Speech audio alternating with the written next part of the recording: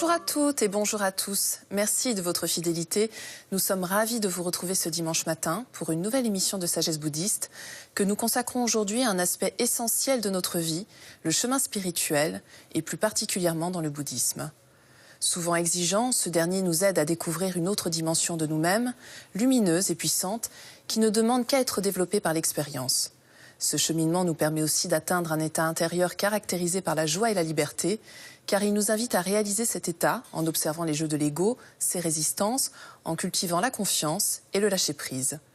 Alors quelles sont plus précisément les caractéristiques d'un chemin spirituel ? Pourquoi cette quête est-elle de plus en plus présente chez les Occidentaux ? Dans quel domaine ce chemin se décline-t-il ? C'est ce que je vous propose de voir avec notre invité, Philippe Cornu. Philippe Cornu, bonjour. Bonjour. Et merci beaucoup d'être avec nous aujourd'hui. Alors, vous êtes président honoraire de l'Institut d'études bouddhiques. Vous enseignez à l'INALCO, à l'Université catholique de Louvain. Vous êtes également chargé de cours à l'Université catholique de Paris. Je précise que vous pratiquez le bouddhisme depuis une quarantaine d'années maintenant, dans la tradition du bouddhisme tibétain, et que vous traduisez de nombreux textes tibétains. Alors, puisque cette émission est consacrée au chemin spirituel, est-ce que tout d'abord, vous pouvez nous aider à mieux comprendre ce qu'est un chemin spirituel ? Alors, un chemin spirituel, ça veut dire d'abord un cheminement, c'est-à-dire une voie ou un chemin à parcourir.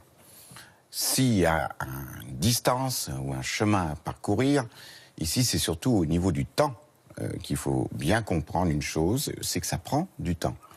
Donc un cheminement, ça part d'un état dans lequel nous sommes actuellement, c'est-à-dire avec nos qualités, mais aussi nos difficultés, nos défauts, nos problèmes, nos obstacles dans la vie. Et ça implique nécessairement une interrogation sur soi, un retour sur soi, une compréhension à travers nos mécanismes également de ce que nous faisons dans cette existence. Pourquoi sommes-nous là ? Question qu'on se pose quand on est enfant et qu'on oublie par la suite en général. Et là, en fait, le cheminement spirituel, ça veut dire se poser des questions profondes, s'interroger sur nos actes, sur notre façon de fonctionner, sur notre rapport aux autres, et comment nous pouvons progresser vers un but spirituel. Alors en sachant que un but spirituel, c'est un but qui s'éloigne toujours un peu. Et donc vous insistez beaucoup sur le fait que ce n'est pas du développement personnel.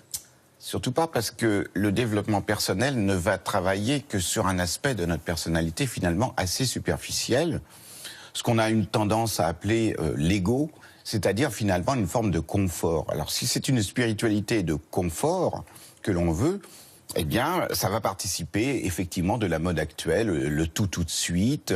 Je me soulage finalement de quelques problèmes, et puis finalement, je n'ai pas avancé d'un pas en réalité sur le chemin.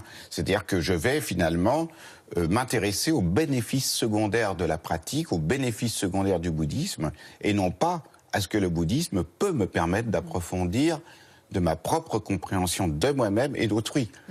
Mais alors, est-ce que justement il nous faut un maître, par exemple, pour cheminer vers cette spiritualité, vers cet approfondissement de l'être ? Oui, mais le maître, c'est d'abord... Alors le maître, on pourrait dire, le premier maître, c'est la vie, qui peut également nous confronter à des situations qui nous interrogent, qui nous questionnent.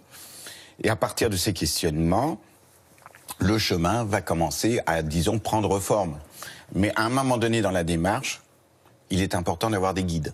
Il est important d'avoir quelqu'un qui connaisse le chemin, qui l'ait fait au moins en partie avant nous, qui en a une certaine expérience et qui peut partager cette expérience et aussi nous avertir d'un certain nombre de points sur lesquels nécessairement nous allons buter.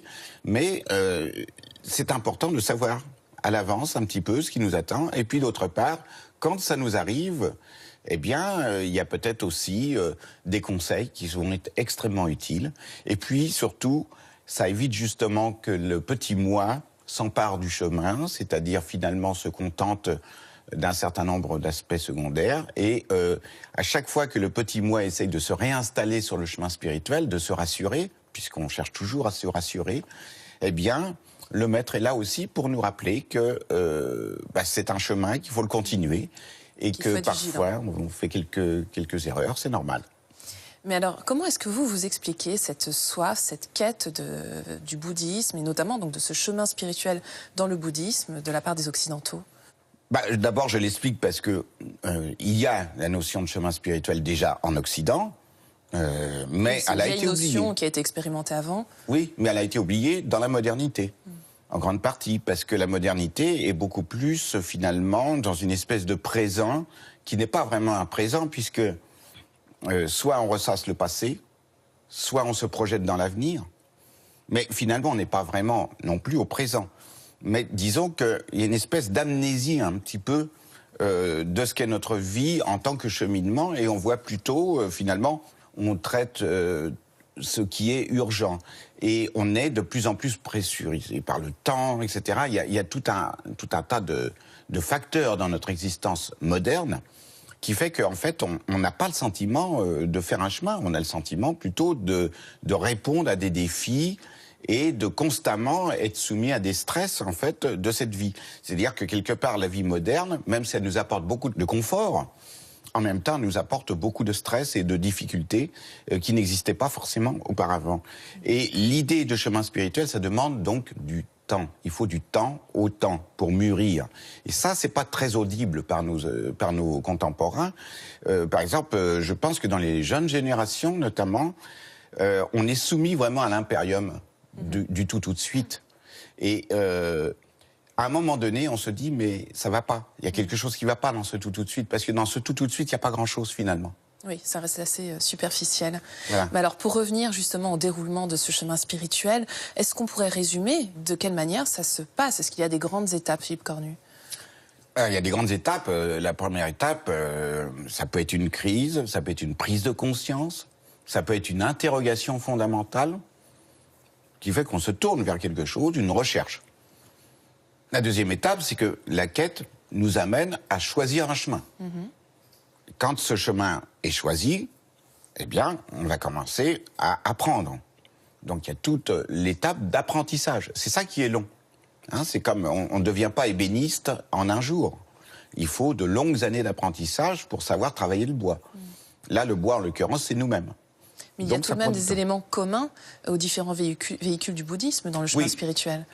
Il y a 3 éléments communs qui constituent la base de toute la pratique bouddhiste. Il y a la discipline éthique, c'est-à-dire comment on se comporte à l'égard de soi-même et d'autrui, hein, parce que ça commence par soi-même aussi, se respecter, respecter les autres, faire le mieux possible pour les autres, etc. Il y a l'aspect de la méditation qui est fondamental parce que juste se conformer à une éthique extérieure ne ferait pas travailler sur l'esprit, et c'est l'esprit qui doit véritablement se transformer pour que l'éthique soit naturelle. Donc la méditation consiste à vraiment comprendre son intériorité et on travaille également sur les enseignements, sur la réflexion, sur l'écoute des enseignements. La réflexion et la méditation permettent d'aller au fond de l'expérience même à partir des enseignements. Et c'est ça qui valide véritablement le chemin. C'est-à-dire, c'est de comprendre d'abord intellectuellement, mais ensuite de valider par l'expérience spirituelle personnelle. Alors et donc tout ça forme effectivement les bases du chemin. Oui, donc ces éléments peuvent être différents selon les véhicules, hein, c'est ce que vous disiez. Oui. Et alors, quels sont les fameux obstacles dont vous parliez tout à l'heure? Quels sont les principaux? Les obstacles, ils peuvent être variés, ils peuvent être dus aux conditions de cette vie, ils peuvent être dus à des obstacles qui se sont développés notamment à cause d'un karma antérieur, des choses comme ça. Mais ces obstacles, en fait, ils surgissent un petit peu quand on est trop confiant, quand ça ronronne, quand il y a une routine qui s'installe dans le chemin. Ça veut dire que finalement, on s'arrête de cheminer. Et là, il y a des choses qui nous amènent à reprendre le chemin, qui sont souvent des épreuves, des difficultés. C'est pas forcément des épreuves dramatiques, hein, mais ça peut l'être aussi. Et là, c'est l'occasion de se ressaisir et de continuer à cheminer dans sa vie. Mais les obstacles, on dit parfois que c'est une bénédiction. Alors évidemment, il ne s'agit pas de chercher à tout prix les coups, de chercher les obstacles, mais enfin, quand ils viennent, il faut savoir les utiliser. Et ça, c'est fondamental sur le chemin.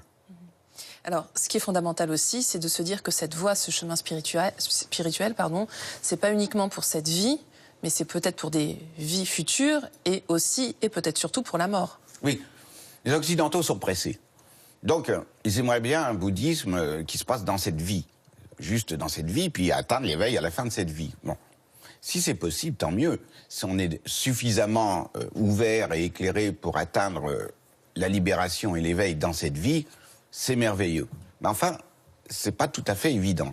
Et dans le bouddhisme, il y a quand même un certain nombre de renaissances. Et ma foi, quand les Asiatiques, par exemple, ne songent pas du tout à avoir cette ambition démesurée quasiment des Occidentaux que tout va se régler dans cette vie. Donc ils préparent les vies suivantes. Ils formulent des souhaits. Et ils font en sorte d'agir d'une façon positive pour préparer les existences suivantes, de façon à pouvoir poursuivre leur chemin spirituel dans des conditions optimales dans les vies suivantes. Les Occidentaux ont du mal, parce que, en fait, ils sont pris par le court terme. Et ils pensent aussi, encore une fois, au tout de suite, même à ce niveau-là, puisque finalement, voilà, une des idées reçues en Occident, c'est on ne vit qu'une fois. Bah, oui, si on ne vivait qu'une fois, mais à la limite, pourquoi faire un chemin spirituel si on ne vit qu'une fois? Déjà, c'est intéressant quand même de se poser la question. Et si donc on ne vit pas qu'une fois, eh ben, il faut quand même préparer la suite. Et ça paraît très important. Parce que sinon, on est vraiment totalement imprévoyant. Ce qu'on entend dans ce que vous dites, c'est que finalement, la mort ne serait juste, entre guillemets, qu'un moment de bascule. C'est un passage, c'est un changement d'apparence.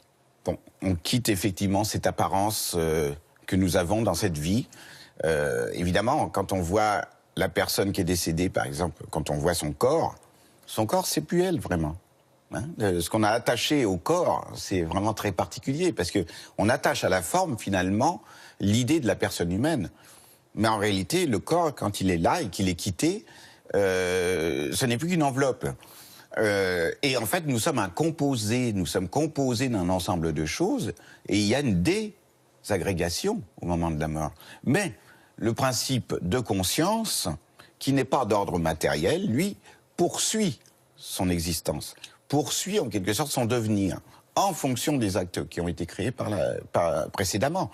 Et donc, c'est pour ça qu'il faut préparer le travail sur la conscience, et c'est ça qui demande un effort pendant toute notre vie, de travailler vraiment à améliorer la conscience, à diminuer l'impact des passions et des émotions négatives qui généralement nous emportent. Les gens souvent disent « Ah, c'est mon caractère, je ne changerai pas », mais tout peut être transformé dans la vie, à condition d'avoir les bonnes méthodes, et puis surtout la volonté, la motivation de transformer notre existence. Alors, on ne change pas tout dans notre existence, bien entendu, mais on peut vraiment changer, transformer notre vision des choses et petit à petit aller vers quelque chose de plus libéré. Grâce à ce fameux et très beau chemin. Merci beaucoup, Philippe Cornu. Merci. Avant de nous quitter, voici quelques livres que nous vous proposons. Tout d'abord, celui de notre invité Philippe Cornu, Le bouddhisme, une philosophie du bonheur, point d'interrogation, aux éditions du Seuil. À travers une série de questions remettant en cause lieu commun et a priori, cet ouvrage propose une lecture éclairée et éclairante du bouddhisme. Étoile de sagesse, méditation analytique, chant de réalisation et prière d'aspiration de Khenpo Tsuntrim Gyamso, aux éditions IFS. Et enfin, Et si le bouddhisme vous changeait la vie, de Shakdut Tulku Rinpoche, aux éditions Claire Lumière.